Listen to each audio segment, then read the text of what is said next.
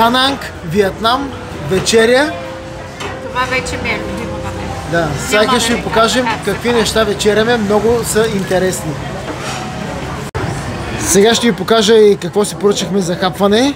Това са вегетариански нудели с кариди за ивито.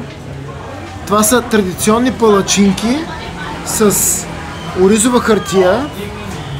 Ще дойда да ни покажа специално как да ги ядем.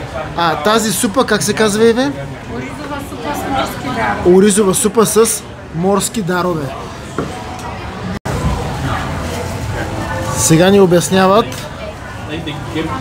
как се ядат тези палачинки. Това е традиционно ястие за този район, за Дананг. Кълнове се слагат. Мента. Има бананови стръготини. Завиваш го. И заедно с хартията, това е оризова хартия, го хапваш.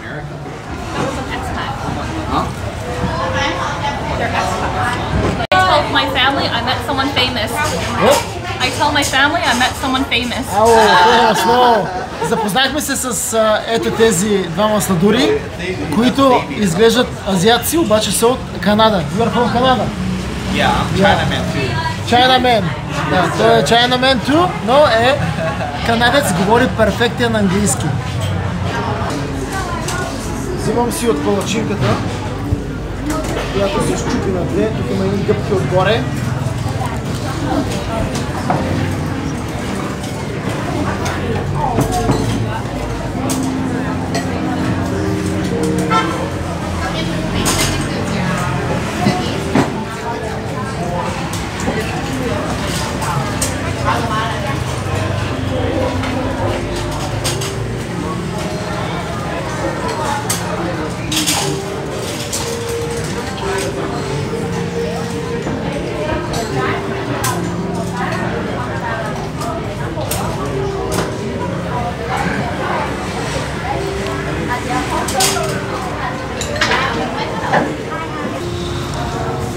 Храната лично за мен е доста странна за моя вкус или за нашия български балкански вкус. Някой казва, че това е хранителния парадайс, раят на храната. Не съм точно съгласен, но не казвам, че е лошо. Интересно е, различно е, но честно казано не мога да се храня всеки ден с такава храна, ако трябва да живея тук. Макар че сигурно, не е сигурно, с всичко се свиква.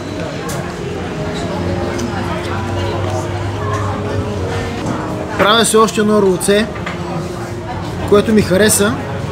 Това е пърженичко и със свежата салата става вкусно. Сега трябва да го завия така, че да не скъсам оризовата хартия. Ето, завивам. Девойката, която го показа, го направи по-хубаво, но...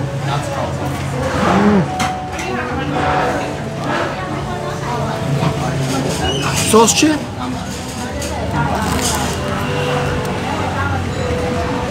Двамата младежи китайци, които бяха току-що до нас, се оказа, че живеят в Канада, но са отраснали в Китай и след това са заминали за Канада.